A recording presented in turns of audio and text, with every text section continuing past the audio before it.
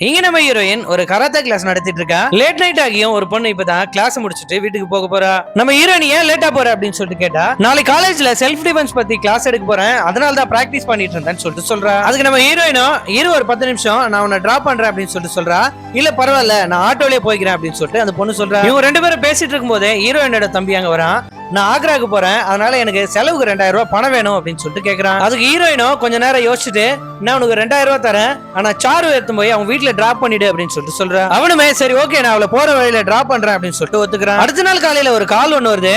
அந்த call attend பண்ண ஹீரோயினும் பதட்டமா இப்ப ஹாஸ்பிட்டலுக்கு வர்றா. சாரு கிட்ட பேசலாம் அப்படின்னு சொல்லிட்டு கிட்ட போனா அங்க இருக்கிற டாக்டர் அவங்க மயக்க நிலையில இருக்காங்க, அதனால அவங்களால பேச முடியாது, அவங்கள கொடூரமா யாரோ ரேப் பண்ணிருக்காங்க அப்படின்னு சொல்லிட்டு சொல்றாரு. இவ யாரு பண்ணிருப்பா அப்படின்னு சொல்லிட்டு யோசிச்சுட்டே இருக்கும்போது அவளோட தம்பி கிட்ட இந்த கால் வருது. இந்த மாதிரி சாருவ அப்படின்னு சொல்லிட்டு இந்த பொண்ணு இருக்கும்போது அவன் தம்பி, இந்த மாதிரி சாருவ நீ என் கூட தான் அனுப்புனேன்னு சொல்லிட்டு நீ யாருக்கிட்டையும் சொல்லல, இதுக்கப்புறம் யாருக்கிட்டையும் சொல்லிடாத அப்படின்னு சொல்லிட்டு சொல்றான். தம்பி கிட்ட நீ எங்க இருக்க அப்படின்னு சொல்லிட்டு இவ்வளவு கோவமா கேக்குறா.